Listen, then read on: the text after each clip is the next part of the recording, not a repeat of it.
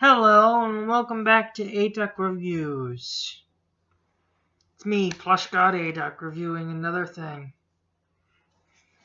Okay, let's see what we got on the reviewing horizon. No. I said no. I'm not gonna review that. Get those spies out of my face! Now! Well, now that we got that out of the way, I think I'm never gonna review those things. Give me something else. Yeah, give me something else to review. Here's a good request. SpongeBob, you're fired. Now, from what this episode stands on, it doesn't actually have anything to stand on. When I reviewed both That Sinking Feeling and Bubble Buddy Returns, both of those episodes don't really have a reputation of being god-awful. But this one has a reputation of being god-awful. And it came from season 9. The same season which brought us so many good episodes. And almost was the second coming of SpongeBob. Although it did have a few stinkers like Little Yellow Book and Squid Baby, most of them were good episodes. But this one is the worst of the entire season. For starters, the premise of SpongeBob getting fired. And because this episode has been beaten to death, with people like Pie Guy Rules and Mr. Enter giving their solid opinions, because it has the SpongeBob seal of approval and it has stats to back it up. The problem is, because SpongeBob has been fired before, I can name a lot of times when SpongeBob has been fired. Model Sponge, he's been fired in Squid on Strike, he took a mandatory vacation in Bummer Vacation, which, if you think about it, the entire episode is basically, if it has a little bit of Bummer Vacation, it has a little bit of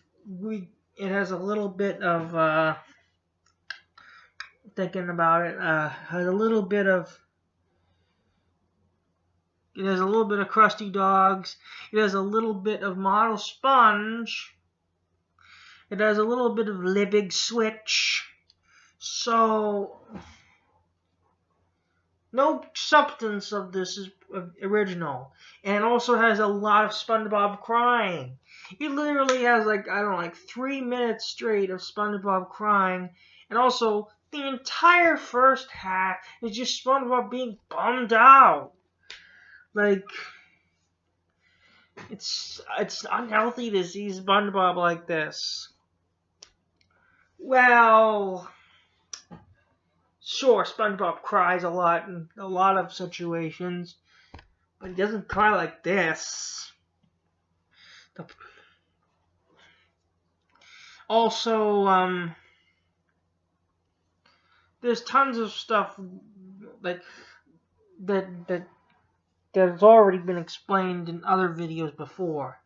Like Patrick teaching SpongeBob and the viewers about the wonders of being unemployed.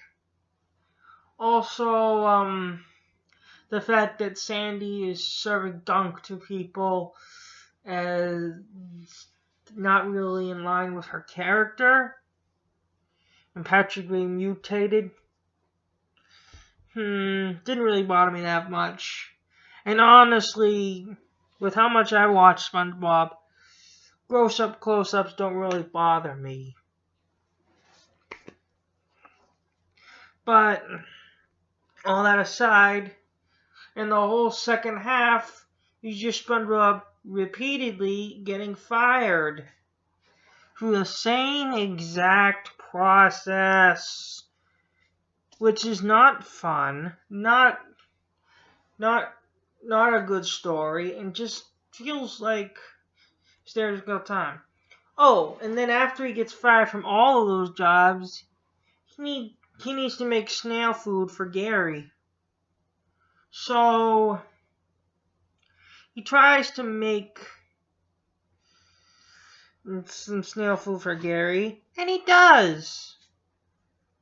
But he makes it correctly instead of turning it into a Krabby Patty. Why? The only reason I think of why they did that is so that they can get to this stupid ending where all the people who SpongeBob ruined their food want him to work for them. So they kidnap him. Oh, and before we go any further, I forgot to mention the reason why Mr. Krabs fired SpongeBob. A fucking nickel. Yes, I know.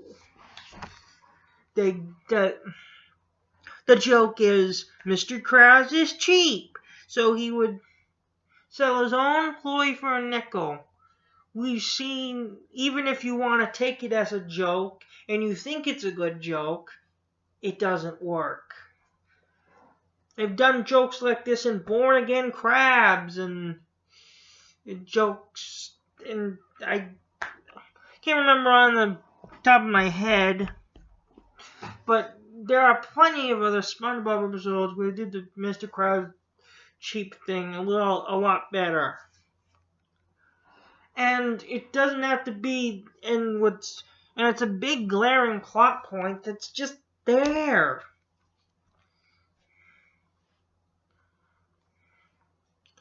Also, I'm not really bothered by continuity of Mr. Krabs was the head chef of the SS Diarrhea, even though Mr. Krabs says he was a good chef at one point.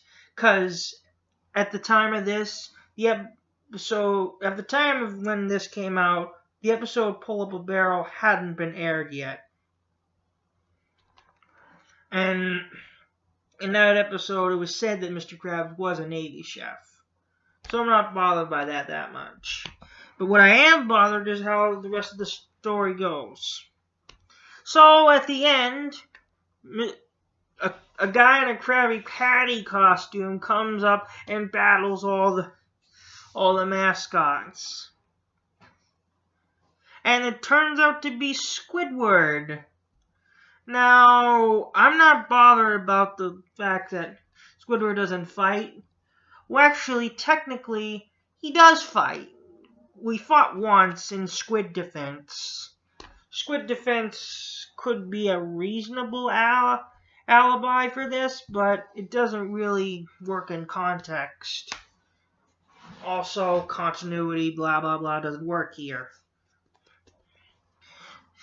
So then he takes him back to the Krusty Krab, and would you know it? Everything's not working. Would you realize that maybe firing SpongeBob wasn't a good idea? Any of you? Squidward, Mr. Krabs, I'm sure you can make thousands, millions of dollars if you just kept SpongeBob there. So after that, SpongeBob cleans up the Krusty Krab, puts Squidward in her dress, and then at the end, to compensate for losing a nickel, they make a pay toilet, which isn't really that funny in the slightest. It doesn't even have a joke. Like, honestly, if you think about it, paid toilets cost a lot to be installed. So, if he was losing a nickel, he would have lost a bunch of nickels. So, there. That's my review of SpongeBob You're Fired. Now, I know it's not as polished as some other reviews of it. But honestly, I don't know what else to say. I hate bashing on one of my favorite shows. Only when I feel like I need to.